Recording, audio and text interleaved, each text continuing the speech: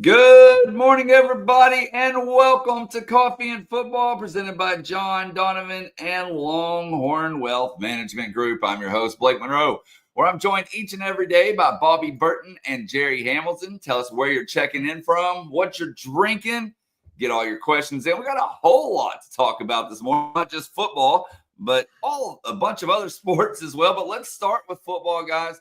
A lot of people wanting to know already what's the latest with the coaching search that is underway. What y'all got?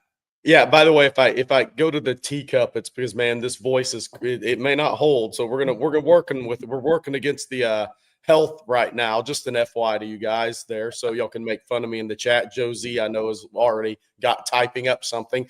But look, running back coaching search. The first thing is I want to say Texas staff back in office this morning for meetings beginning spring practice prep.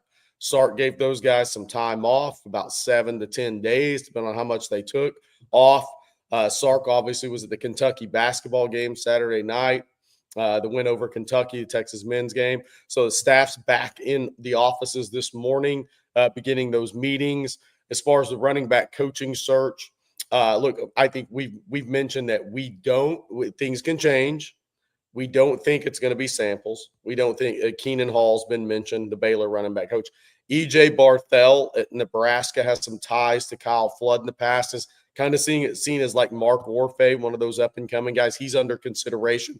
Does that mean he's the front runner? No, it does not. I think he's just a guy that's being considered by Texas. And I think there's Bobby, I think Sark is looking at both the college and the NFL ranks for this position, and we'll see how quickly he makes a decision.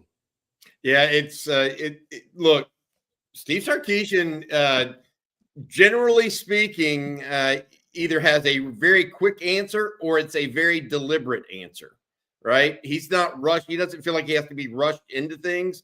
I do think that he felt like at one point this spring, the running back position was decided because Tashard Choice turned down the Cowboys.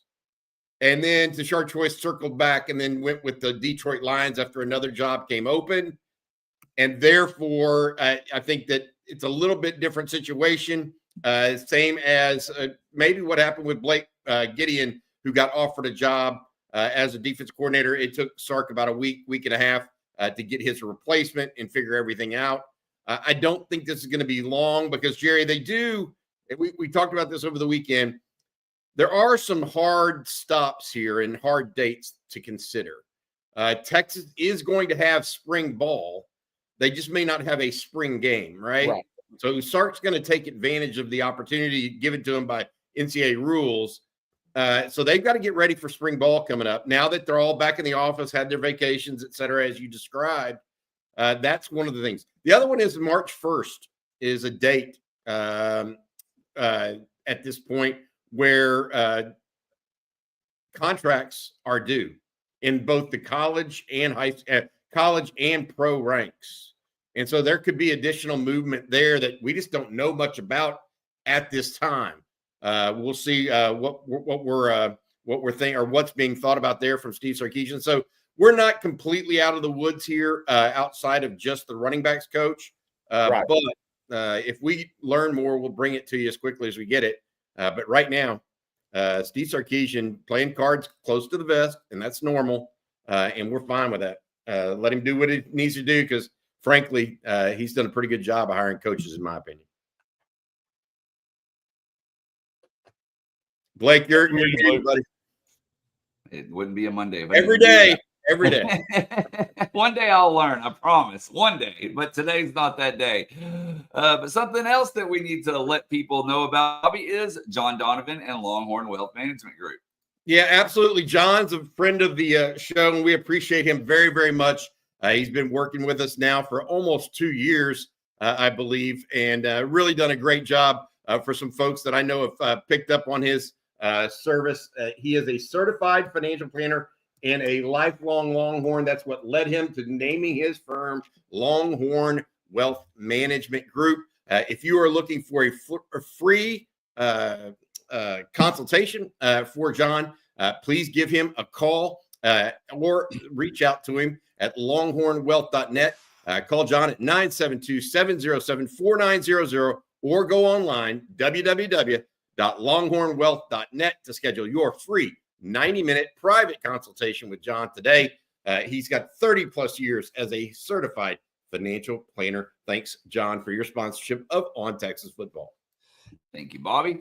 And guys, Ross Dellinger of Yahoo Sports recently tweeted this out. And so this is actually some big news for me. Definitely. So his first tweet read, within the Big Ten and SEC, momentum builds for an expanded playoff with multi-automatic qualifiers per league.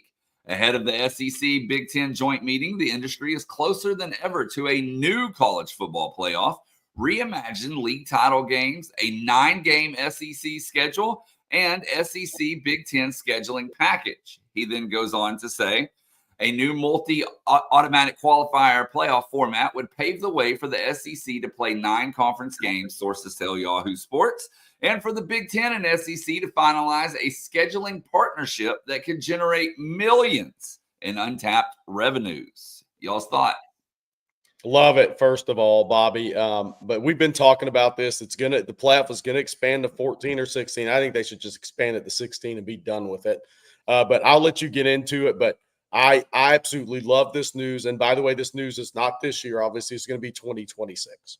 Yeah, the first year it could change is 2026. It will be 12 again in 2025, as far as we know. All right, so 2026, they're meeting actually in New Orleans, not this week, but next week, it sounds like. And there's several different aspects here. They mentioned the SEC Big 12 joint meeting that we just talked about and described.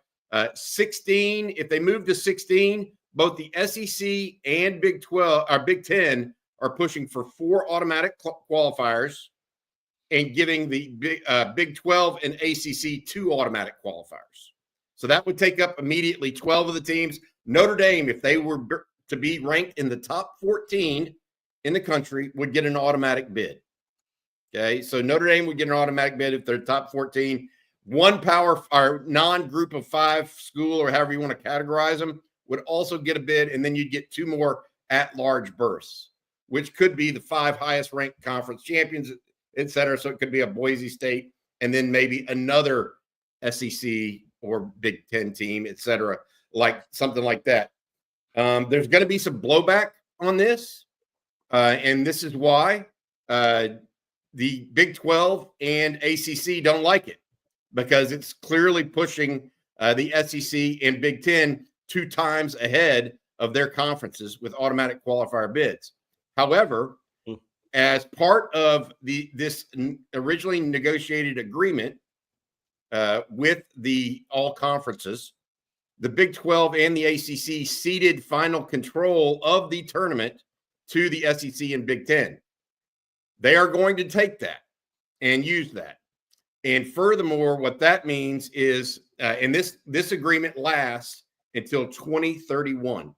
So from 2026 to 2031, the SEC and Big Ten are going to control the college football playoff. And I think that's going to mean more automatic bids to those teams.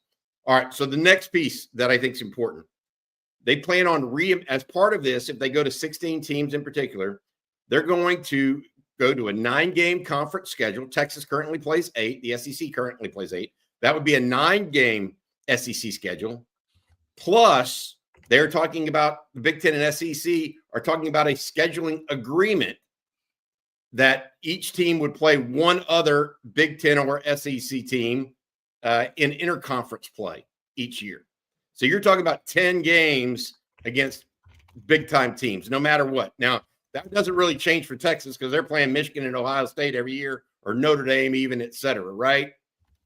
But that would put 10 conference, basically 9 conference games plus a 10th with a Big Ten team. Okay, that would be interplay. The last piece, and I actually think this is the most interesting of all, is they're talking about reimagining championship game weekend. So instead of Texas playing Georgia like happened last year, okay, they give those 2 automatic bids, choose whoever was 1 and 2. So Georgia would have went over Texas last year, right? They had 1 conference loss, I think it was. and they had beaten Texas head-to-head. So Georgia would have been the 1 seed. Texas would have been the 2. So who gets 3 and 4? Well, apparently they're considering a situation where there's a play-in game or 2 play-in games on championship game weekend instead of an actual championship game. So the 3rd SEC team would play the 6th SEC team. 4 would play 5. So you're talking about a complete reimagining of what championship game weekend is. They think, based on the fact that there's 2 games, they think they would actually make more money than a championship game weekend. Yes, they would. I'm just going to tell you, if I'm a college football player right now, all I'm seeing are and a college athletic director, there are just more dollar signs being created. Yes. By these, I mean, more conference games. That leads roughly, they think, to $5 more million a year. More interplay games. That'll be more money per year. The championship weekend will be more money per year. The 16 teams will be more money per year. I mean, they're getting it from every single spigot possible. That's what Greg Sankey and Tony Petitti, the 2 conference commissioners, are looking right now. It is it's going to be interesting to see where this goes. It will not change in 2025, but 2026, I think, is going to look way different. I personally, my favorite thing is not the 9 conference games.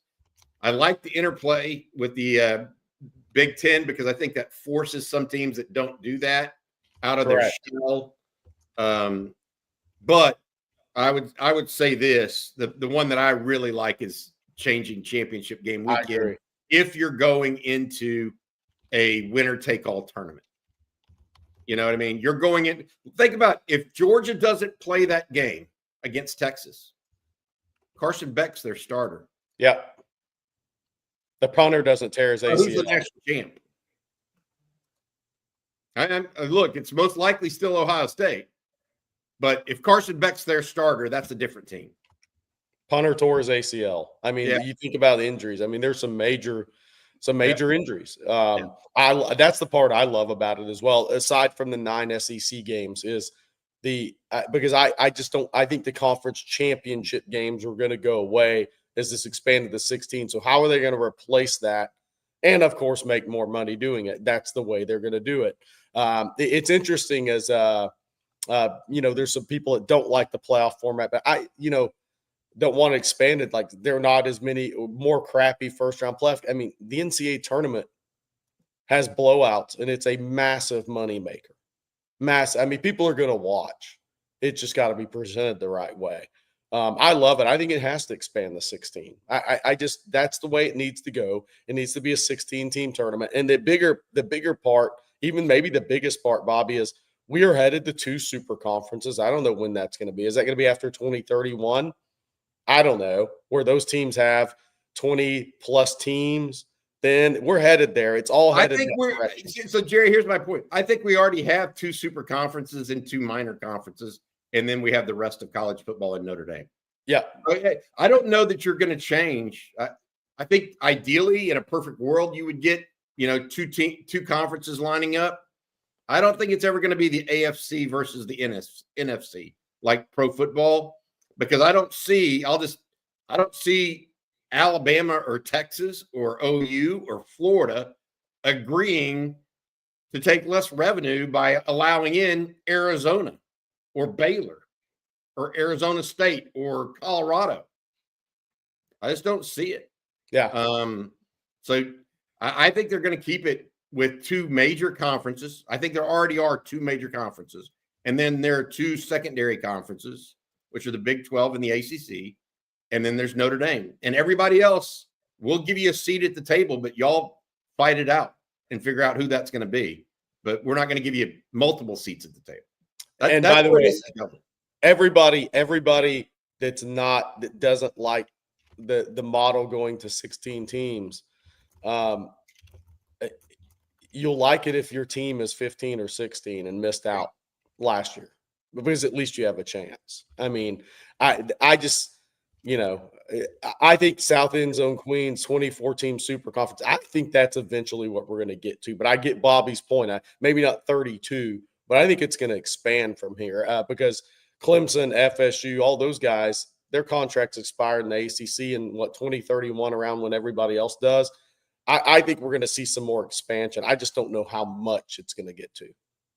All right, Kim Mulkey time. Is it Kim Mulkey time?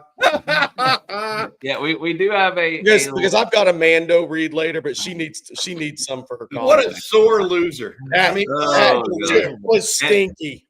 I do want to say we will come back to everyone's questions regarding what Bobby and Jerry just talked about here momentarily. But yes, let's talk about Kim Mulkey and more importantly, the Texas women's basketball team, as they had a big week, fellas, including yesterday, especially hosting number 5 LSU and beating them 65-58.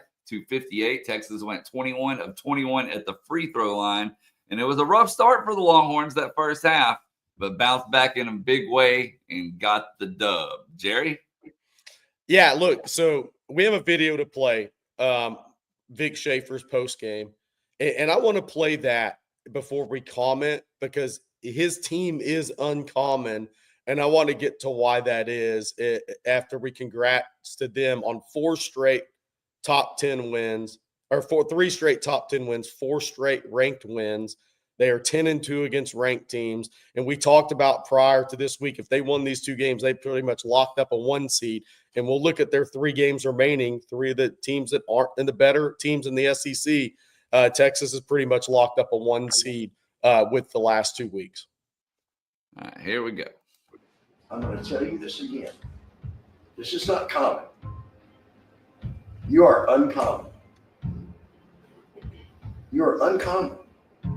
You guys made big shots in big moments, and you got big stops in big moments. That's our toughness in my mind. That's our conditioning. This is how you win tough games, big games. Again, we're going to find out about our team in the next 2 weeks. You've now put yourself in a position to win a championship. Yeah, so what's interesting is Vic had to get outside of what he's had so much success with this team to win yesterday. Oh, Bobby, I think you said it in the text thread and people going back and forth on it. He had to go to 4 guards in this game. That shows some versatility. This is the updated NCAA women's net. Texas still 3rd. I don't know how they're behind South Carolina. But by the way, UConn is really good if they're ever healthy. Really good if they're healthy, which they hadn't been the last 2 years. But they're uncommon because it's interesting to watch them play because what do people see in basketball nowadays? It's 3-point shooting, a lot of threes, higher scoring games, a lot of transition offense with threes. Texas offensively is the total opposite of that. They've only made 92 threes in 28 games. They're ranked 201st in 3-point percentage in women's college basketball. That is very uncommon. So his team, what he's talking about is different from what I'm talking about. They're winning in a way that you don't see teams on the men or women's side really win like anymore, which is it's really impressive. And then it makes it matchup dependent in the NCAA tournament for them because a UConn or Notre Dame shoots the hell out of the ball so well and can force their hand a little bit. But that's what, both those teams may be 1 seed. You may not see them until the Final Four. But they get to the free throw line so much that they're able to offset not make. And when I say 92 threes in 28 games, UConn's made like 245. I mean, so they're at a huge shooting disadvantage, but they're still winning games. They're doing it in a way that's not modern basketball, offensive basketball, which is kind of cool to see. But it does make everything matchup dependent for them in the NCAA tournament. But it's really impressive to see how he's maximized this team. And, Madison Booker 0 for 11 in the first half. She missed some shots. Really good defense by LSU. She missed shots she normally would make in that game. But Vic went to 4 guards. He kind of changed things up to win that basketball game the way he had to win it, which is great coaching. But Bobby, it's just interesting to watch how they're winning games because it's just the opposite of what you see in basketball today. And it's kind of cool. Look, I watched the whole game. My wife is a big fan of the women's basketball team. Big fan. She's like adopted the team as her team kind of. And so we watched it together yesterday all the way through. Texas was down bad. I mean, 10, 12 points most of the first half. They made a couple plays late at the end of the first half, including a Kyle Oldacre throwback right at the buzzer, a tip back in to kind of bring it down under 10. And then Texas came out really strong in the third quarter, Jerry, and got it to 2 or 3. And then LSU expanded it back up to 10, the lead. But after that, I mean, Texas outscored them 16, 17 points down the stretch. And their fourth quarter, they won 21-9. We showed that up there earlier. Blake did. They dominated, absolutely dominated LSU. Texas is a deeper team right now than LSU, in my opinion. A deeper team. Some people are mentioning Breonna Preston, young freshman out of Atlanta. She ran the ball up the court to keep the Roy Harmon gets tired, guys, when she plays 40 minutes or 32 minutes, whatever it is. Okay. Breonna Preston came in and they kept Roy Harmon in the game. And they basically took turns running the ball up the court as fast as possible, I think, to kind of tire out LSU. LSU is a very, very talented team. And I think as much as anything, this was a war of attrition between these two teams. Like, and Vic and his girls finally got through in that fourth quarter. And Maddie Booker, I'll say this. I don't know what this score would have been had Maddie Booker been on her game from the start. She was 0 for 11 in the first half. 0 for 11. I mean, if she doesn't score, Texas doesn't win. But Blake, the one thing that was hidden in this game, and Blake, you mentioned it at the outset, Texas was perfect from the free throw line. Jerry, when's the last time a team has shot more than 20 free throws and been perfect from line? They were either 21 of 21 or 21 of 21. 21 of 21. From the free throw line. And that, look, they played hard, and they very few times did LSU get free buckets. And you could tell that LSU is so athletic that they are accustomed to getting really easy buckets, a lot of them. But Texas pushed, man. It was really, really impressive. Congratulations to Coach Schaefer and the women. They played a great game. The men had a good game on Saturday night. Jerry, you and I talked about this yesterday as it relates to that. Look, they had to win this game against Kentucky. The men did on Saturday night, and they come out with a 4-point win. I really think that for the first time, maybe all year, it felt like Texas had a 1-2 punch with Trey Johnson, and a true 1-2 punch with Trey Johnson and Tremont Mark. I know Arthur Kaluma has been one of the better players on the team, but he seems to be a little more up and down. This felt more consistent to me. Maybe I'm wrong. What would you think of the men's win? Because that was a big one for them. They've now got 5 conference wins. I got to go back to women's for a second, but said something, then I'll get to it.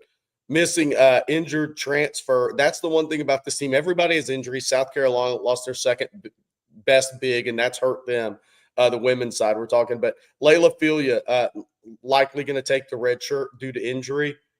She was first team All Big Ten at Michigan last year, so they're doing it without somebody. They were going to depend on to be their second leading scorer on that team. As far as the men's goes, I mean, look, Kaluma didn't play. Kentucky, 2 of their top 3 guards were out. They were really young at guard in that game, but Tremont Marks was being injured early in the season.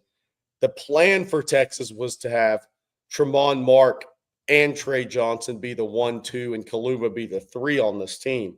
That hasn't happened due to Mark's injury. He just struggled to get going. I think there's some system fit issues there because they play so much isolation basketball with Johnson, with Kaluma, with Mark, with Pope. They have literally 4 isolation players. So if it's sometimes it's hard for one of those guys to get in the flow, especially if he's in and out of the lineup. And then when Mark was out early, that left Kaluma to be the number 2 guy to Trey Johnson. But Mark is their best actual player in the ball screen game. They need that. But what does it mean for Texas, that win? It's a path to 8 wins. And now, what Rodney Terry's a separate conversation. That's over here. But for this team this year, to make the NCAA tournament, they're still 31 in NCAA.net. They're in a pretty strong position in NCAA.net. And that wasn't a quad 1 win over Kentucky, whether they're injured or not. It's going to be a quad 1 win. And then you go into this off week without having a 4-game losing streak. You actually have you don't have a really sour taste in your mouth. Now you have road games at South Carolina and Arkansas. And what'll be interesting when you look at Texas, they got to get to 8 wins, I think, to be like a 10 seed in the NCAA tournament. And to get to 8 wins, though, if there's one game they can't drop, it's at South Carolina, who's the worst team in the league this year. They can't drop that one, then they undo everything they just did. They got to get a split on the road in 2 weeks, South Carolina or Arkansas, and they need to beat South Carolina. If you lose at Arkansas, okay, but they don't. If they drop that South Carolina game, that one could hurt them if they're on the bubble. And then you have 2 games. You have the final 3 games. 2 of those are at home against Georgia and Oklahoma, which will be favored by a decent amount in those games. Doesn't mean you're going to win them both, but you'd be favored. In sandwich in between there's at Mississippi State, which is probably going to be a loss. So they got to split the road games, and they almost have to beat South Carolina. But they have a path to 8 wins now to get them in the tournament. That's separate than everybody's questions about Rodney Terry and all that. That's going to come down to the tournament. But if they get in the tournament, now they have a path after beating Kentucky to get in the tournament. Good stuff. Hey, we have a question here, Jerry, that maybe you can answer for Eric Bird. What's the difference between quad 1 and quad 4? Yeah, so your quad. I'm going to pull this up. If you're a top home games, a quad 1 win is your home games, because it is kind of difficult at times to understand if you haven't walked yourself through it. Quad 1 games are a home game against a 1 through 30 ranked team in NCAA.net. So you just look up NCAA.net and it'll pull it up, and you can look at how these teams are ranked. A neutral site game against the 1 through 50 in NCAA.net, or a road game against 1 through 75 in NCAA.net. So that gives you the ability to win home, neutral, or road. But here's the key thing: some of those quad 1s, they all change depending on NCAA net rankings. When Texas won at Oklahoma, it was a quad 1 win. Oklahoma struggled. That's no longer a quad 1 win, I don't believe. It may still be. But those are changing. They're ever changing throughout the season. So your quad 4 games are your bad opponents. That's 161 through 353 at home, 201 through 353 neutral, 241, 353 on the road. So you have quad 1, quad 2, quad 3, quad 4. In the SEC, you're essentially quad 1 or quad 2 every game. Because the SEC is what it is this year, even at South Carolina is a quad. I think as far as the rankings, when I looked at it yesterday, it was a quad 2 game. So that's the thing Jay Billis jokingly said on ESPN the other day. Every game's a quad 1 game. And for a lot of teams, it is, outside of maybe 2 teams you play. Like Alabama's scheduled the rest of the way is all quad 1 games for them. So Texas has a shot here to, if they get to 8 and 10, people are going to say, are they really going to make the tournament? Yeah, they're going to make the tournament because of the SEC, because there's going to be multiple quad 1, quad 2 opportunities left on the schedule for Texas. And if they get to 8 wins, they're going to have enough of those quad 1, quad 2s to where they'll get in at 8 and 10. I want to add this before we finish off with basketball and talk a little baseball for you, Blake. There you go. Hey, the performance by Trey Johnson, career high 32 points on Saturday. Jerry, we talked about this going into the season. He's as good as advertised. He's not Kevin Durant. Not even close, but he's really good. Yeah, but he is the best scorer, natural scorer Texas has had in a long, long time at a high level. He can do it so many different ways. He can beat you off the dribble. He can hit the 3. He can get to the free throw line. It was really nice to see him have the game he did against Kentucky in Moody. By the way, what happened to the comment on? We're gonna bring that up. We're gonna bring Mulkey's comment. Bring up the comment from Kim Mulkey because we skipped over that. And I'm still. I want to address Trey Johnson. The guys like that have the same quality, though. Trey Johnson doesn't get 32 points before the final 4-minute timeout in the game. He loves the moment. He's not scared of the moment. And TJ Ford was that way, but in a different way. Kevin Durant, obviously that way. At some point with the season Trey Johnson's having, we're going to bring up Kevin Durant's freshman year. I think some people have forgotten the best freshman season in the history of college basketball. We may not see anything like that again. Michael Beasley was close, but it wasn't as good. It was different. But they all have that same component, man. After that, when that last 4-minute timeout hits, those guys want the ball. They want to go make the plays. They have that internal drive, that intestinal fortitude, that toughness to want to go win a game, want to go make shots, want to go make plays with everything on the line. He's got that. And that's what's going to propel him on, I think, to be a tremendous pro. Whether he's Richard Hamilton, or Ray Allen, he's one of those two guys long term. We'll see which way it goes. I lean the more Rip Hamilton, which I think would be a hell of a career for Trey Johnson. But he has that same internal component. The guy there were times where I'd go up to Austin when Kevin Durant was a freshman, and I'd just go watch the guy shoot around because I was pretty locked in with the people around there at the time. That guy shot more before and after games and just stayed in the gym. He lived in the gym, and he perfected footwork. Everybody thinks about shot, but before the shot making comes the footwork. And Trey Johnson's got that same component to him. He's got what all those successful guys have. All right. Yeah, we can talk about Kim Mulkey for a second here. B2 and ATX says Kim Mulkey's post-game presser was interesting. First visiting coach who didn't compliment Moody said it was for a lot of things. I don't know how much basketball they play there. What do you want to say to her? I mean, we had a conversation last night about why she was never really the head coach at the University of Texas. And we just said sometimes that people don't fit with Texas. Kim Mulkey doesn't fit. Give me a break. Don't even say anything. Whatever. Sore loser. Go back to Baton Rouge. Unbelievable. Any comment, Jerry? No, I don't know if Vic went to Capitol Grill last night, but he should have. But she did have a nice outfit on the Sunday, but she is hilarious. She always entertains me, and the comments are ridiculous. It's kind of what makes her who she is. Those are the people you really like beating. Yes. Makes it easy to want to beat her. That's the thing. By the way, if anybody missed it, that not many times that Dawn Staley's over there with like a puzzled look on her face. They got the hell beat out of them by UConn in South Carolina yesterday. UConn women beat them by 30 and ended a 71-game home winning streak. Beat them by 30. That was a real beatdown of really good teams. By the way, it's kind of got the Carmelo Anthony versus Kevin Durant talk going. I didn't mean to get that started. KD had a better freshman year.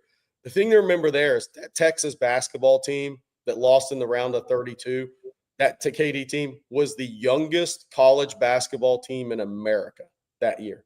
That Syracuse team with Melo, they had Hakeem Warwick, they had Jerry McNamara. That was a really experienced team around Carmelo. That Texas team, for those that don't remember, I thought that was Rick Barnes' best coaching job. He got to the round of 32. They had one player coming back that played minutes on the Elite Eight team, one, A.J. Abrams. That was it.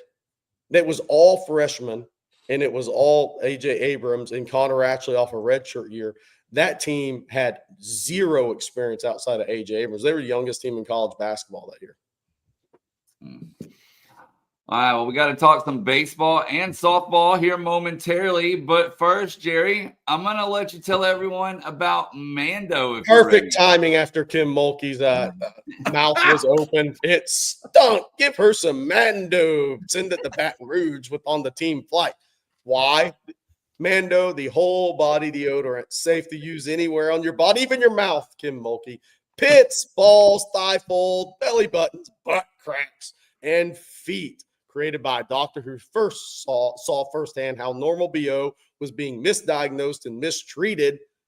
It's clinically proven to block odor all day and control odor for up to 72 hours. Mando deodorant product options are this: a solid deodorant stick formulated and powered by mandelic acid to stop odor before it starts, or a spray deodorant, aluminum-free and ideal for hard-to-reach places. We all have those. All products are baking soda-free and paraben-free. Choose from a variety of fresh scents like bourbon leather, that's Bobby's, Clover Woods, and maybe Blake's, Mount Fuji, or Pro Sport. I haven't decided, maybe Pro Sport. Clinically proven to control odor better than a shower with soap alone. Listen, this is the key, guys. This is the key part of the read. 12 hours after a shower, the average man's Grundle odor level was a 5 out of 10. That's bad Grundle stink. With Mando, the average Grundle odor level is a 0 out of 10. You should just buy it for that right there. Want to try America's #1 whole body deodorant formula right now? You can find them in Walmart, Target, and other retailers across the country. For the best deals, go to shopmando.com. New customers get $5 off a starter pack with our exclusive code. That equates to over 40% off your starter pack using code ONTexas, all caps, at shopmando.com. Take care of your grundles because nobody else will. Oh, man. Good stuff. Take care of your grundle. You got it. With that, we're going to jump over to the super chat. And it's from Seth. Thank you, Seth, for your super chat. He says, we need to talk softball as well. This is the best team I've seen at Texas in 15 years of watching closely. This looks like an SEC team. Fast, big, deep at all positions, unreal pitching, big fly hitters. And, Texas had a weekend, fellas. Played 5 games, went 5-0, still undefeated. But 2 of those 5 included beating number 8 Texas Tech, not once, but twice by a combined 13-1. So, yeah, Friday night was the big one, right? Because that's the day they faced the Stanford transfer, Kennedy, right? Kennedy, and it was an extra innings game, 1-1 duel, headed to extras. Teague Cave, the pitcher for the University of Texas, kind of outdueled the Stanford $1 million transfer to Texas Tech.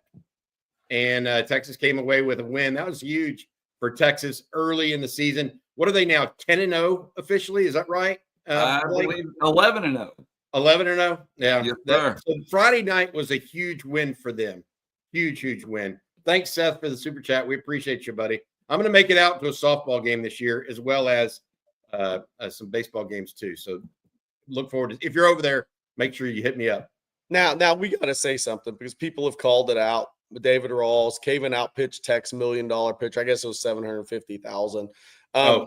Look, obviously making it to the College World Series is the ultimate goal when you pay a softball pitcher $750,000, right? But still, that was a nice loss that Texas gave her. Yes, without a doubt. That's a lot. That's a lot to spend for a loss. Mike White talked a little bit about that in the post game, by the way, and he said, "Look, part of the problem with why we didn't go after that real hard is, okay, what do you pay Reese Atwood? Yep. If you're going to pay the pitcher that much, or what about Caven herself? What do you pay her? You know, and it was such a large figure, it kind of discombobulates the entire team. OU had the same issues in that recruitment. So we'll see what Texas Tech does with the pitcher. She's tremendous. So you can't count her out. That's for sure. That's right. And you couldn't count out the Texas baseball team either, as they're the Shriners Children's College Showdown champions. Never thought I'd see the day that happened in Arlington, Texas, because there's voodoo that goes on in that stadium when it comes to the Longhorns. But they go 2-1, drop the season opener to Louisville after having a 2-0 lead with 2 outs in the bottom of the 9th inning, and then goes into extra innings. They lose that one. Follow that up with a run ruling of Ole Miss the next day, and that does not count as a conference game for those that are about to ask that question. And then dueled it out with a top 20 Oklahoma State team yesterday and just ended up exploding in the middle of the game, put the runs up, and here they are, champions. So congratulations goes out to Coach Sloss and his team. And they'll resume play this week. I think it gets Houston tomorrow, maybe. I'll have to look and see. But is Jonah Williams in that picture anywhere? I don't know. That's a good question. I don't know if he traveled with the team due to injury, or I'm not sure. I will have to find out. Great question, Jerry. Great question. So, but a lot. If you're a Texas baseball fan, there was a lot to be happy about this weekend, and some things to be concerned about. But that's okay. So we had a couple of questions about Aaliyah Chavez. We get them every, and I wanted to answer that. When will she make her decision? I mean, look, the next signing period's in April. So she's in the high school playoffs right now. Then it goes to the McDonald's All-America game. Then it goes to the signing period. So, spring signing period. Does that mean she can't make a decision announced before then? No, it does not. But look, Texas, Oklahoma, obviously, close to home, Texas Tech. Is UCLA? Somebody said UCLA still thinks they're in it. We'll see. South Carolina, probably not. She's going to stay close to home. It's just, where's she going to go? I've always leaned to a Nike school. I will lean to a Nike school until I'm proven wrong. I think she'll go to Texas or Oklahoma. It feels like everything's pointing towards Texas at this point, but we shall see. Just to remind everybody who she is, Jerry, #1 ranked player in America. Is that correct? For high school women's high school basketball? Yes, absolutely. She is a tremendous shooter. Gets compared to Caitlin Clark. She's not that for me. She's more of a score shooter. Caitlin Clark was just a tremendous point guard. I think Aaliyah Chavez is more of a combo guard, but she can absolutely shoot it. I think she's going to have the national record for 3-pointers made in her career. I think she's on pace for about another 175 this year. She made 185 last season. I think over 150 as a sophomore. It's crazy. What do you do if you're an opposing coach in high school and you go up against someone like that? There used to be this thing called a box-and-one defense where you'd put one person on that and then just play zone around it. I mean, what do you do if somebody shoots that well? Look, I mean, depends on the parts around her, but I would run a triangle and 2 on somebody like that. And put two on her and have 3 guard 4 if they can't shoot the ball around her. It depends on the parts around her with a team like that. If she has 2 other girls who can make open perimeter shots, very tough. I'm seriously, I'd run a triangle and 2, and maybe you technically would call it a box and 1, but have a chaser just to get the ball out of her hands as much as possible. That's the way I'd defend her as a high school player, depending on what she has around her. Good luck. And by the way, Jonah Williams did not travel with the team this weekend. Just got a text on that. So there you go. And by the way, so somebody said, like Rick Downey, I think she said she's a dog. But she's been stopped at 1 state title yet, and probably won't. She doesn't really like that team. I'm not sure maybe she'll win it this year, but you get in the DFW against that. There's a talent disadvantage there on that team. It just is what it is. We got some more super chats we need to get to, guys. Bastrop Bear, thank you for yours. He says, is Texas not more of a baseball school than basketball? The dish will get to writing. Is the SEC more of a baseball conference? Should NIL reflect this? The answer is it is more of a baseball conference historically outside of Kentucky. Kentucky has a very strong, obviously, long-term basketball heritage. But I think that baseball in the SEC, 11 teams made the NCAA tournament out of 14 last year in baseball. Basketball, and as someone mentioned there, you can say what you want about NIL, but the reality of it is basketball produces a lot more income for the university via television contracts, as well as not just viewership, but sold tickets to basketball dwarfs baseball. So even though baseball feels like it should be higher up the list somehow, and probably is based on history with guys like Roger Clemens and Greg Swindell and Spike Owen and whoever else you guys want to mention, football or basketball is the number 2 largest revenue sport by a large factor, by the way, over baseball. Baseball breaks even money-wise for Texas, makes a little bit of money. Basketball makes money for Texas. And some more super chats. This one from Drew. Sorry, Drew, if I would have saw this earlier, I would have put it up when we were talking about it. But he says, how about Coach Vic and those extremely talented, refuse to lose attitude Lady Longhorns? Hook 'em. Thanks, OTF. Thank you again, Drew. Great job in the fourth quarter, man. They beat them 21-9 in the fourth quarter. LSU had no answer for the Texas defense in the fourth quarter when they went 4 guards small. No answer. They got Flo J. Johnson's their big scorer, and they put Brianna Preston on her, Jerry, who's quicker and shorter, and she couldn't score her normal stuff from outside. Vic did a nice job switching that up because I don't think Kim Mulkey or LSU expected that lineup from Texas down the stretch. Brianna Preston is no offense to the other girls there. She's the best athlete in that program.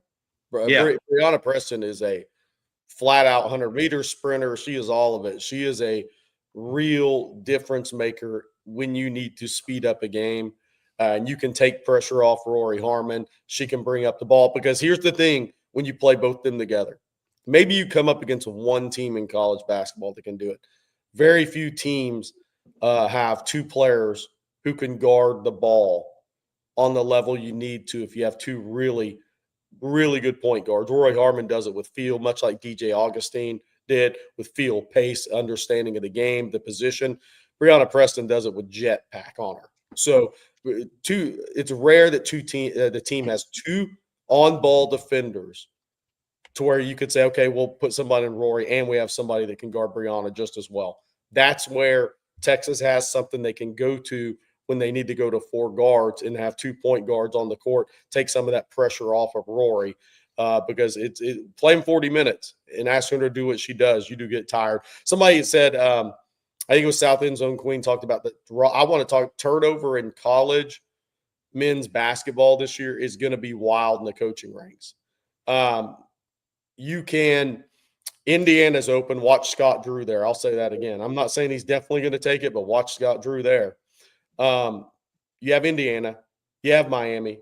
Watch Sean Miller and Mick Cronin there. I'm not saying they're going to take it, but that's kind of some chatters. Those are 2 names. Virginia's open. FSU's open. What happens when this coaching carousel? Oklahoma may open. We'll see what happens here. There's going to be a lot of openings in college basketball this year. I think it's going to be a wild college coaching carousel year in men's college basketball. Wild. We got a super chat for you, Jerry, from Jack. He says, doctor to nurse, get Jerry some jerky stat. Ralph Neely, that's not going to happen. He brings that up a lot, but I've never answered that. That's not going to Jerry happen. some jerky stat. You opened the show saying you were sick. Oof. I've seen you. Look at that mug going up to Jerry's face. Taking those little doses of tea. Keep that throat nice and smooth. Do those ad reads. Yeah. It's been rough. I had to miss the live stream last night. I had no voice. Which, by the way, a lot of people like it when I have no voice. I was going to say, what do they think around the house when that happens? They're probably pretty happy. Kim Mulkey likes it when I have no voice. Because I just sit her a pack of Mando for that mouth. Well, I'm going to use this opportunity to let everyone out there know about Public Rec. And listen, Nobody's got time for stiff, uncomfortable clothes anymore. It's February. It's cold outside. You deserve to be comfortable in whatever you're wearing, no matter what you're doing. And that's where Public Rec comes in. These pants are an absolute game changer. Their pants are designed to be as comfy as your favorite sweats, but way more stylish. We're talking super soft fabric, no stiff seams, and enough stretch to keep up with whatever your day throws at you. But Public Rec isn't just about pants. They have so many great style options, whether you're working all day in the office, running errands, or just grabbing a drink with the guys or gals. Who doesn't want to look sharp without sacrificing comfort? I personally love their hoodies. They fit great. They feel great. They're incredibly comfortable.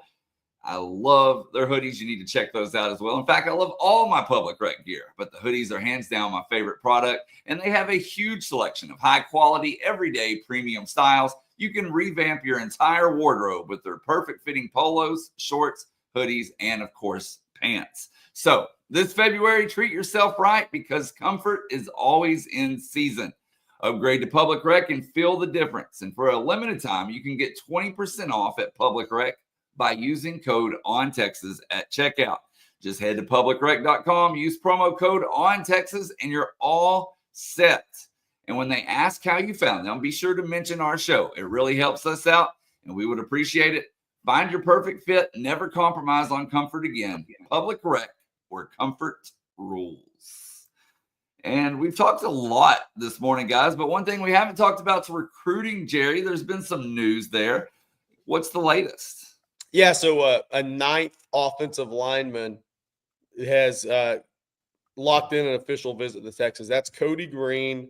We'd been mentioning him on TexasFootball.com and here as a guy that we expected to lock in an official visit to Texas. Kyle Flood was out to see him the first day they were out in January because the Texas staff went to California first, not preference necessarily. They went to California first to see kids. Because on that team, you see Mark Bowman in there. There's a couple of other guys, Caden Dixon White, but Cody Green, look, is a tremendous right tackle prospect. He is one of the best in the country. He's committed to Oregon. He's expected to make a spring unofficial visit and then the official visit June 13th. So Texas now has 9 offensive linemen locked in for official visits, he got away with a good hold there. But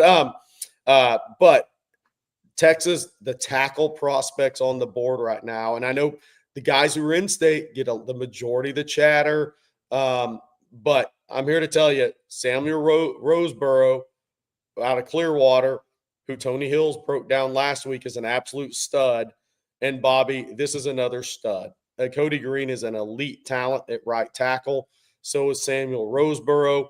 Then you have Turntine, you have Felix Ojo, you have the swing players. The 10th guy that I expect to schedule an official visit soon on the offensive line is Malachi Lee, a swing player from Honolulu, Hawaii, that Johnny Nansen went out to see in January. The offensive tackles that are scheduled to visit campus officially, whether this spring unofficially, then officially in June, are the elite of the elite. There's 2 national guys that are just off the charts as well. Texas isn't in on, but Texas is in on some tremendous offensive tackle prospects. This is my first time watching him, Jerry, to be honest, and his quickness for a guy that size is kind of freaky. Yep. And so I can understand why he's being so highly touted and recruited. You just don't – guys that are – how big is he expected to be? 6'4.5", about 310, 315. Yeah, that's ridiculous. Yeah. He's ridiculously quick for his size. Yeah. That's what you look for because one of the things you can't make a guy quicker, really, right? From high school to college, they can get faster. You can improve their performance. But the one thing that guys typically never can do is make themselves quicker. Yeah. Maybe by a hair, but not by much. This guy's quick. He's got quick body movements, quick feet to follow or to lead. I mean, that's impressive. He's an impressive looking guy. I didn't say this right because people are questioning. Texas will sign 5 or 6 offensive linemen in this class. I think it could very well go to 6. I expect them to bring in 10, 11, or 12 for official visits to get to that 6. There's also 2 other guys to watch for potential official visits. I put out the list on TexasFootball.com Sunday morning. Kenye Pepe, the offensive tackle out of IMG, and Brett Colajay, the guard out of IMG, who's been on campus a couple of times before. He's originally from Denver. I think Valor Christians where he would have gone if he stayed there at IMG. So I'm looking for 11 or 12 official visitors when all's said and done for 5 or 6 spots. They have 1 guy committed with Max Wright. I do think prior to June visits, Texas will have 2 or 3 linemen committed. So they could be halfway home when these June official visits begin. Now, those 3 guys count into that official number. But I do think Texas will not go into June with just 1 offensive line commitment. I think it will be 2 or 3. And I'm leaning to 3 right now. So we'll see how soon this plays out. I want to say this. You want to stop the Jalen Walkers and Michael Williams of the world? Have guys that are this quick at tackle. And you're not going to ever stop those guys, right? Stop is not the right word. If you want to have time to throw the football, just a split second more than you would otherwise, get guys that are this quick. That's the reality of it, because that's what you're fighting. And while we're on the subject of offensive line recruiting, David Keith Williams says, considering the tackle options Texas has serious interest in, I wonder if Max Wright's commitment may have been accepted too early. And it seems that Texas is in a great position for tackles, but they need more dominant guards. Well, I think the thing with I think Max Wright's one of the most improved players from sophomore to junior year in Texas. And he was on Longhorn livestream last week. I can't remember what day that was, maybe Wednesday night. So for those of you who never listened to Max Wright, he was on there with Rod and CJ, and I guess it was Tuesday night, and Aaron Hogan. But look, I think there's 2 tackles for sure and a swing guy. And I think Max Wright is that swing guy that can play a tackle or guard, because the reality is all these tackles we talk about. So you say John Turntine, Samuel Roseboro, Cody Green, Felix Ojo. You aren't getting 3 of those guys. You just want to get 2 of those guys at the end of the day. So if you get 2 of those guys, that 3rd tackle is going to be a swing guy. Then on the interior, Toa Katoa, Nicholas Robertson, those guys are 2 of the better guards in the country. Then you get into some different areas with some kids. Hey, Zayden Crimpin, I think some schools like him as a guard center. But if he wants to play tackle, he'll obviously move to those schools that want him as a tackle. So some things are going to play out here within this offensive line recruiting. But I think you want to get 2 of those tackles, 2 of those 4 that we talked about. And I'll say another one, Sam Utu. It's really 5. Sam Utu is an elite talent in my estimation. So Sam Utu is coming in on June 20th as well. And I think he may be a Texas lean right now. So could you take potentially 2 swing guys with 2 pure tackles and then 2 guards in a 6-man class? I think all these options are on the table. But the thing I'm looking at is Texas is absolutely in on the right guys in this class. Now it's just putting that 5 or 6-man class together. If they get 5 or 6 out of the guys that are scheduled to officially visit, it's going to be one hell of an offensive line class.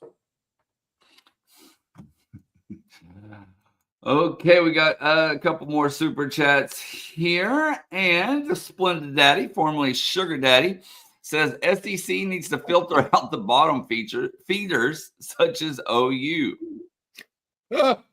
Well, look, the question I have, and I think this is, where is OU going to sit long term in football as it relates to this? Because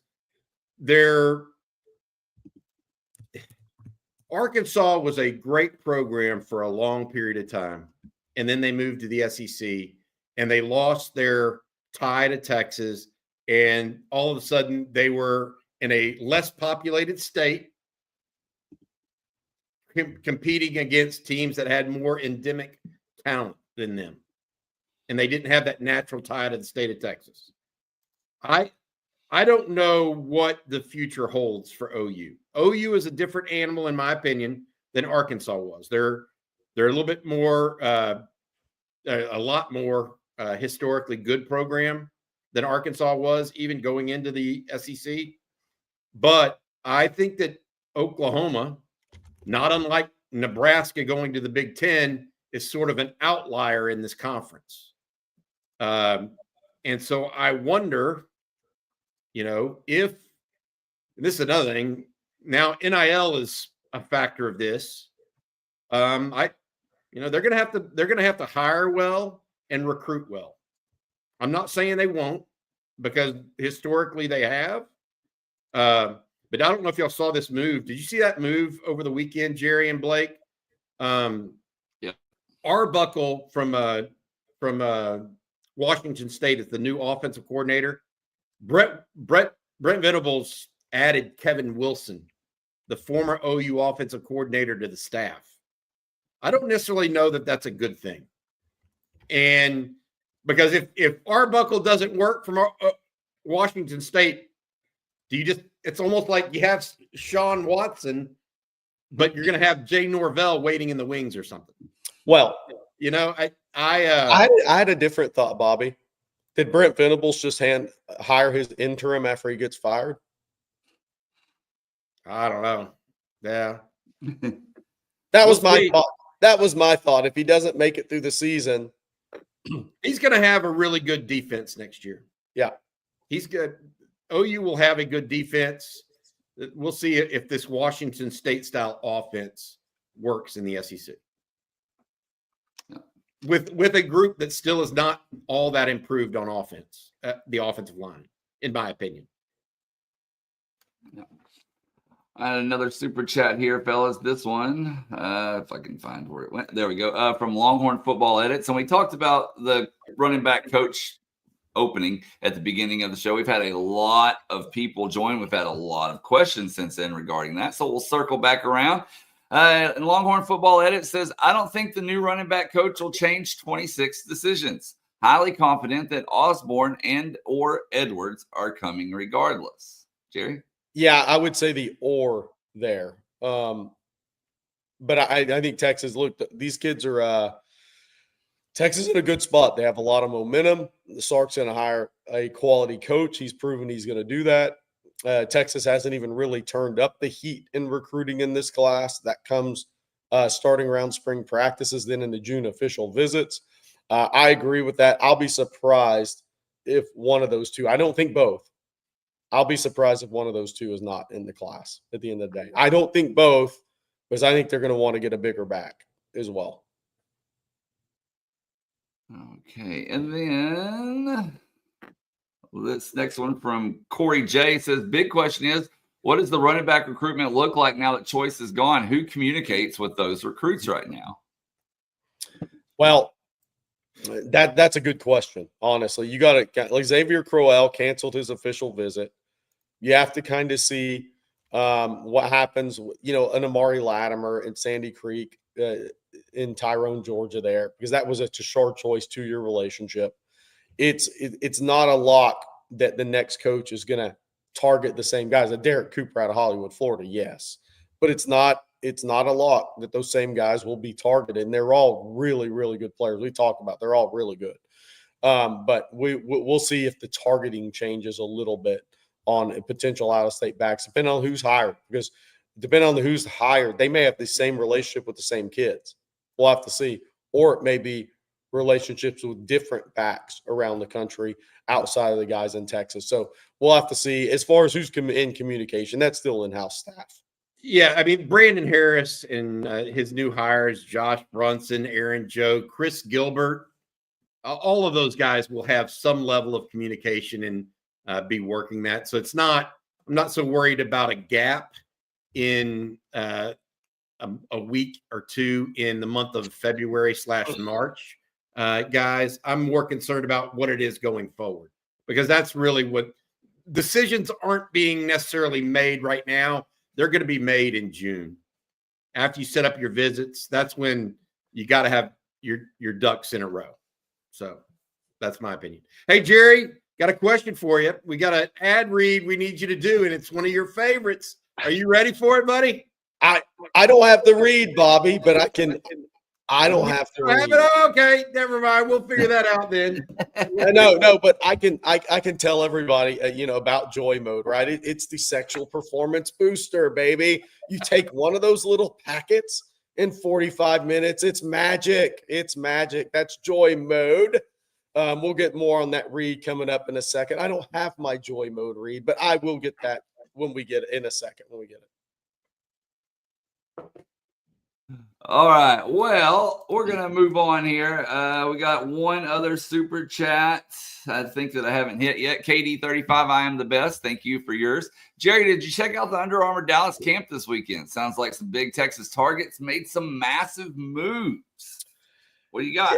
Yeah, so I was a little under the weather, but yeah, we'll see. I mean, it's camp season. The Atlanta camp was last weekend. There'll be one in Houston. So Donovan Webb, hearing that he got the defensive MVP, anybody that listens to this show shouldn't be surprised by that one. I think Donovan Webb is one of the best players in the state of Texas I've ran across in my school visits this year. If he's not a top 100 player in the country, I'll be surprised. I think he's a tremendous safety. I'm not sure how many safeties I've come across that had 112 and 120 tackles back-to-back seasons, a sophomore and junior, and then also had created 9 turnovers or turn kicks, punts. I think he'll make a spring unofficial and then official visit to Texas. Will also officially visit Ohio State and a couple others, obviously. But tremendous prospect. Offensive line's great in the state of Texas in 26 and nationally. It's going to be really interesting to see how things play out. And again, as far as the rankings go, if you go to those camps and you do really well, it's going to boost your rankings. The problem with the rankings is if some of those kids don't go to those camps, they may be underranked because of it. And some guys may be overranked because of the camps. Haven't been a part of it. So we shall see. Don't sleep on any of these offensive tackles Texas is recruiting. They're all extremely, extremely talented.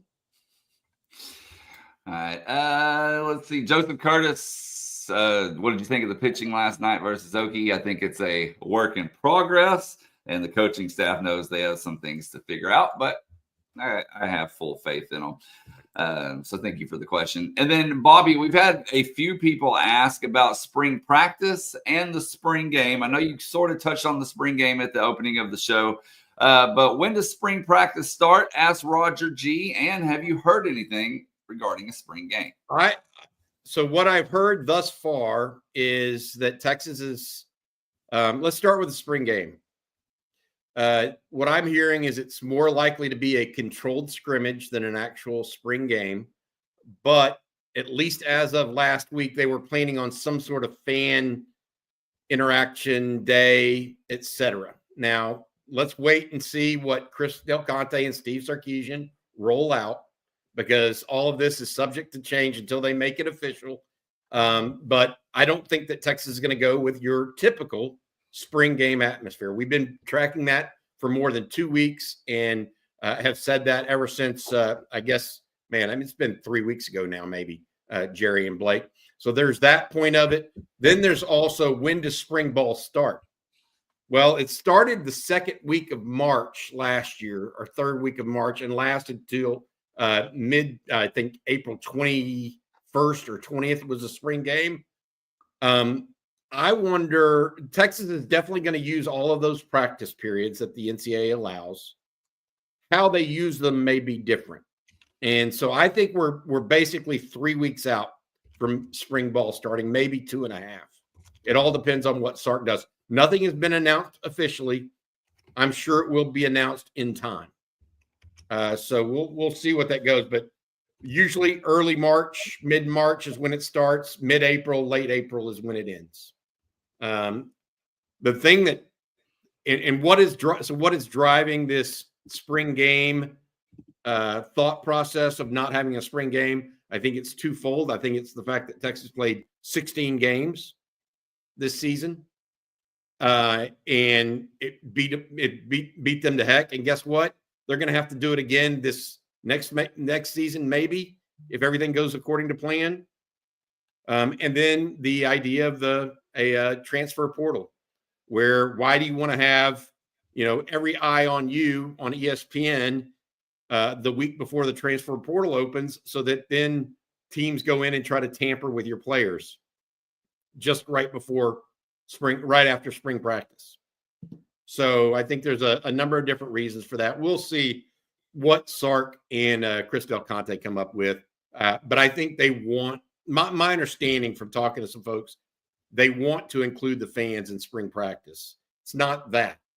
It's how do they accomplish it without having some of the negative impact that it could have on the team. All right, guys, it's that time. After you put on your Mando, it's time to take your Joy Mode. Say goodbye to weak erections with Joy Mode Sexual Performance Booster.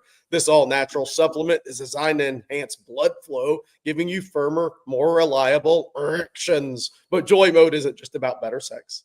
Daily use supports healthier blood vessels, sounds positive, boosts heart health, and enhances your athletic performance.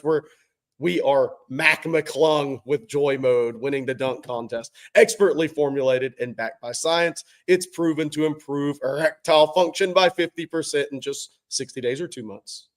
Simply mix a pack with water and feel the effects within 45 minutes. Take control with Joy Mode. Get a boost anytime, anywhere, and never miss a beat. Period. Joy Mode features 4 simple and proven ingredients, unlike prescription options that involve doctor's visits and managing refills, not the Monday, Tuesday, Wednesday, Thursday, Friday thing you have laid out for you. Joy Mode provides a straightforward, effective solution. Join over 200,000 men who trust Joy Mode to boost their performance without the side effects. Start a subscription and save up to 30%. Keep your performance at its best without any eruptions. Seems important. If you're looking to take your game to the next level, visit tryjoymode.com and use code ONTEXAS at checkout for 20% off single purchases and 30% off subscription orders. Be a better athlete with Joy Mode. All right. And Bobby, if you'd be so kind to let everyone know about Longhorn Wealth Management Group as well, I'd appreciate it. Yeah, absolutely. We'd like to thank John Donovan, president of Longhorn Wealth Management. John's a proud Texas Exes Life member. His wife and 6 siblings, also UT grads. The family passion for the Longhorns is what led John to brand his firm, Longhorn Wealth Management Group, and dedicated to providing investment, retirement insurance, and estate planning services and solutions to Longhorn families and friends across the nation for more than 30 years. If you want to talk with John, you can get a free 90-minute private consultation to learn how working with a certified financial planner like John can help you maximize your wealth, minimize your taxes, and secure your legacy. Either call John and the Longhorn Wealth team at 972-707-4900 or go online, longhornwealth.net, to schedule your free 90-minute private consultation with John and his team today. Hook them from John Donovan and the folks at Longhorn Wealth Management. All right, at the beginning of the show, guys, we talked about the tweets from Ross Dellinger about possible changes coming to both the SEC and Big Ten. And Tex Boy Teddy wants to know, do y'all think this news will trigger more conference realignment? I don't think so until 2031. And the reason why is this if you missed earlier part of the show, Ross Dellinger of Yahoo Sports reporting that is starting in 2026, the SEC and Big Ten are making a move to expand the playoffs from 12 teams to either 14 or 16. And within that scope, they want 4 automatic qualifying bids for their 2 conferences. They are willing to give 2 to the ACC and 2 to the Big 12 as well. So those teams would go up from 1 to 2. But the SEC and Big Ten would go to 4. They are also talking about the following: reimagining the conference championship games. So instead of 1 versus 2 for the championship, they would basically say, okay, 3 versus 6 in the SEC as a play-in game and 4 versus 5. So instead of 1 game in the SEC for the SEC championship, they'd have 2 play-in games for the overall title, or for the NCAA championship tournament. That's number 1. Number 2, they're talking about going to 9 conference games for the season. So right now, Texas only plays 8 SEC games a year. They're talking about that going to 9. The Big Ten already plays 9. Okay, so that would put Texas up with the Big Ten.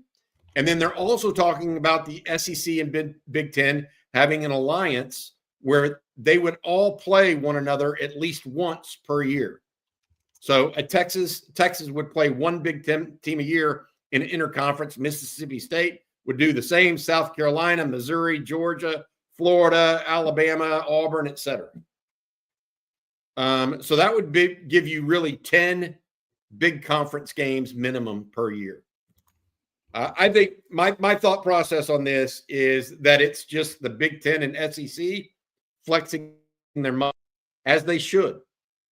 And it's going to drive more revenue to college sports by doing so.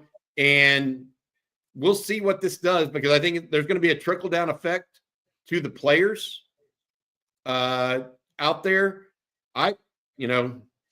The SEC, what is it currently, 22% or $20 million in revenue that's going to NIL and for players. With this, what's that revenue going to look like, and what's going to go to football that's driving the bus? I don't know, but one of the big things for me with that, Bobby, we've discussed on this show, taking questions with all you guys in the chat many times. Will they do away with conference championship games? Yes. We've said, well, that's a lot of money to lose. I thought they should. Now you see the pathway to that, 2 playing games. Well, you could see they'll make more money now. They'll make more money. Yeah, it would be great to have one game in Atlanta and one game in Dallas. Yep. 3 versus 6 one place and 4 versus 5 the other. I mean, that's the other thing. I mean, the SEC right now is terribly pointed, in my opinion, towards Atlanta. And historically so, right? Yeah. We need to change that a little bit. So that something like that or Houston, it doesn't matter. But it needs to be a little more east-west, not just east. Frioli 93 says, if we're worried about health and the longevity of players, why would they want to expand the playoff and add more games? Because that's just one thing they're saying. I mean, they're worried about the health and longevity of players. Well, maybe they take less hits in spring ball. You know, that's they're worried about money. Money rules the roost. We all know that. To pretend that it doesn't is wrong. This whole cloak of amateurism in college sports is being, the veil has been pierced, so to speak. Especially in college. And I will say this.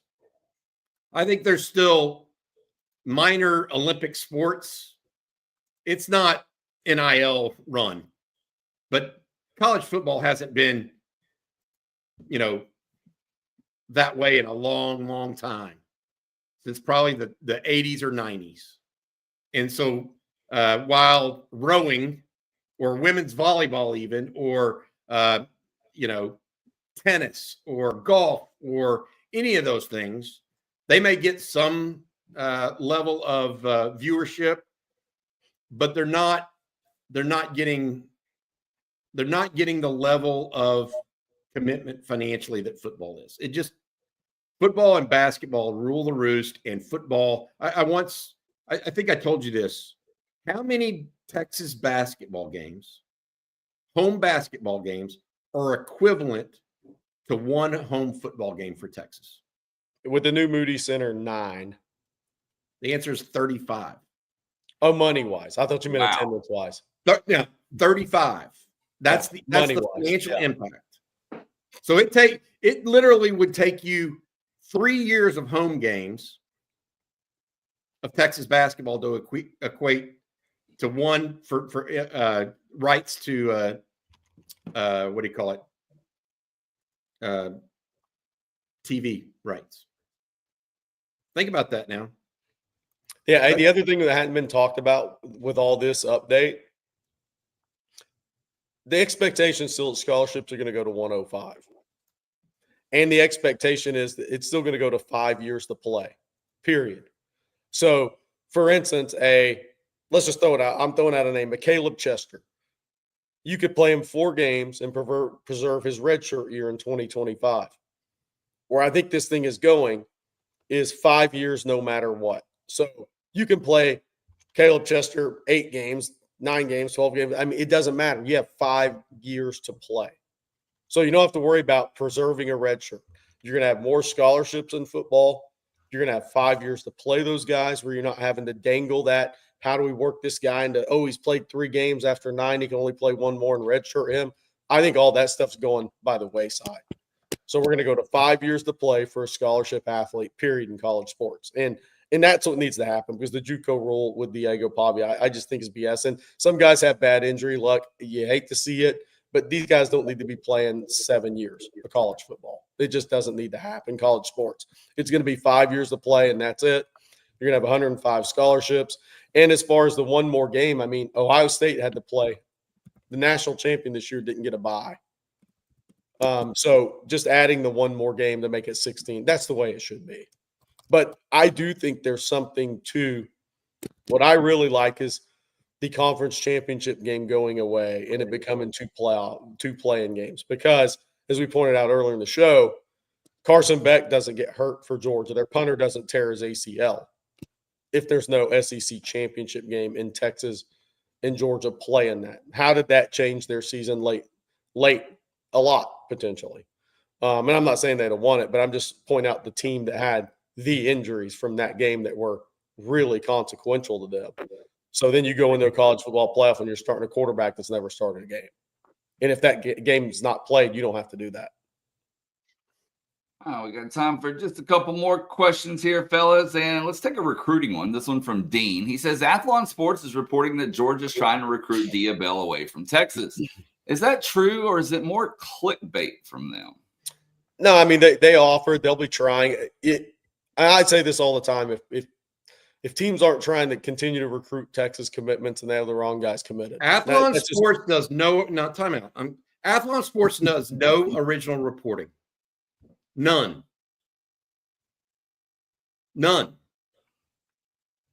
So stop it. Athlon Sports has become a click farm, just like Sports Illustrated has been to a degree, although Sports Illustrated actually hires some people every so often. Okay? But they do no original reporting. So Jerry, I know what you're saying. Yeah. Yes, Georgia is trying to get in on Dia Bell. But don't use Athlon Sports. Don't click on it. It's ridiculous. Yada, yada, yada. It's not where you need to be. So is Georgia trying to get Dia Bell away from Texas? Of course. So are half a dozen other teams, though. Okay. Sorry, I had to go on a rant there. That's fine. Promoting Athlon Sports on Texas football is like, I don't know. That's just ridiculous. Don't do that, guys. Don't fall for people that don't cover the team and ask about that. That would just be my. I'm sorry. I probably no. You're good. You're good. My final thing on recruiting pieces with kids committed is all these schools are still going to recruit the high level players. If they not, they should be fired. They're not doing their job, especially Georgia, who lost Jared Curtis, who decommitted at quarterback. They went down and offered. They had the in-school visit. They did the whole thing like any other team does that's still recruiting a player. Unless Dia Bell makes it to campus. It's just clicks. If he ever shows up on campus, then we have something to talk about. But he's only been to Texas. They're just picking up on what other people write and trying to package it in a way that people want to click on. Georgia is no better situated for recruiting Dia Bell than Miami or Notre Dame or any. They're just using the Georgia Texas game to just bunk, man. It's like we talked about this. Okay, if we report on every single team, the next headline could be South Florida trying to lure Dia Bell away. It would be just as correct, but you wouldn't click on it because how's anybody going to get South? It doesn't work that way. It doesn't work that way. Sorry. You're good. We got a super chat here from another super chat from Splendid Daddy, formerly Sugar Daddy. He says, "Let Biloxi, Mississippi host the SEC championship." CJ Where would would like they that. play that? On the riverboat? CJ would like that. Yeah. CJ's all for that one. Oh man. All right. Let's see. We got time for one other one. And I like this question here from Austin. Who are the freshmen you expect to make the biggest impact in year one? We'll close with this one. Well, I think you'll have 2 D linemen in the rotation. Now, impact, what does that mean for impact? The spring's still got to play out. But I think you'll see Justice Terry. And I think you'll see either Myron Charles or Sharma in a rotation this year. Now, is that going to be Justice Terry as a 5 edge player, more like Sorrell?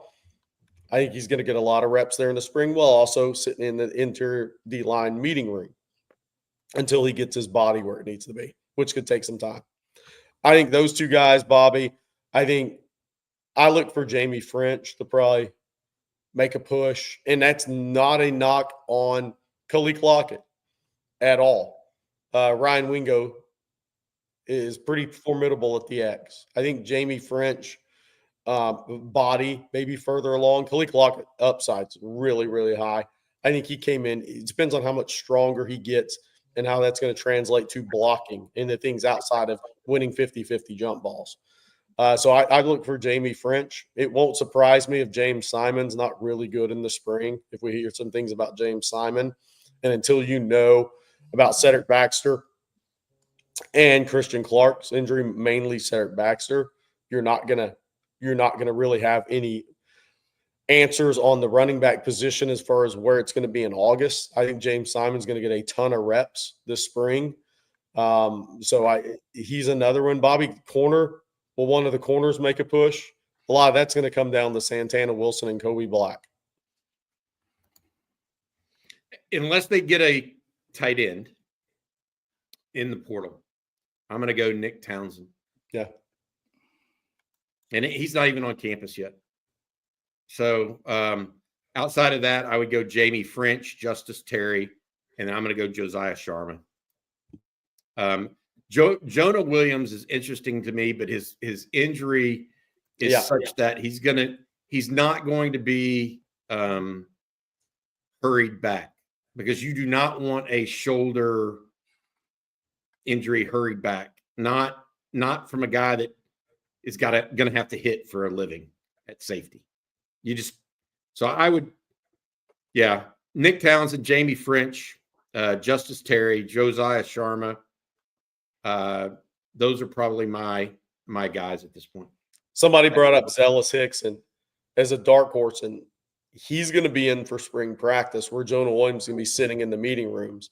So Zealous Hicks has a chance, even though he should be a junior in high school. I was going to say he's still young, man. That's really young. Bo Barnes will play special teams. He'll play next year. The question is, with Anthony Hill, Leon Galafau, Ty Anthony Smith, and Brad Spence, that could be an Alex January situation. If he busts through on those guys, then Bo Barnes will be a star, an all-SEC player. If you bust through on those 4 guys in year one, you're really a bad dude. That's what I would say at linebacker. There are some that think you talking about Khalil Lockett, and there's some that think Dalen McCutcheon may be the most ready to play out of those 3 receivers from a route/position standpoint. Not saying they're right, but if a DeAndre Moore gets injured, that role is up for grabs. That could be Aaron Butler or Dalen McCutcheon. So think about unless Texas gets somebody from the portal. Interesting note right there. Hey, before we get out of here, I want to read this from Connor Vaughn. If you'll remember, Connor was our winner from last week, guys. And Connor says, "Thanks for the tickets again, Adam Lowy and the OTF crew. The seats were great and the game was amazing. Hook 'em." Glad you enjoyed yourself, Connor. Yeah, we'll pass that on to Adam for you, Connor. Thank you for participating. I don't know if we're going to have any this week, but Adam, this is something that Adam wants to do on a regular basis, and we'll continue to offer it here to folks at On Texas Football. That's right. And we need to thank John Donovan and Longhorn Wealth Management Group, along with Public Rec, Mando, and Joy Mode, all for sponsoring today's show. Of course, thank you all for tuning in. The great questions, the super chats.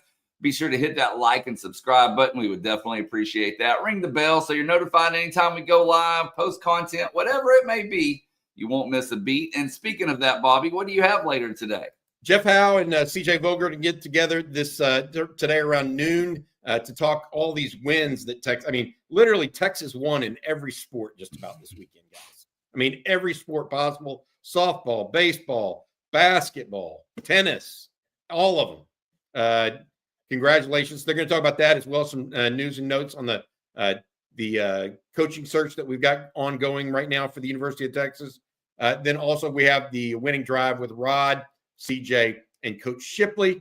That's back today around 3:30. Jerry and I are going to be talking ball tonight if Jerry's filling up for it. We'll make it happen. If he's filling up for it. Make sure you check us out also on ontexasfootball.com. Join the discussion, talk with other like-minded Texas fans. Subscription $49.95 for a year. Use the code OTFOG. Become an OG with us. OTFOG on texasfootball.com. There you go. All right. Well, we'll be back same time, same place tomorrow. So for Bobby Burton and Jerry Hamilton, I'm Blake Monroe, and we'll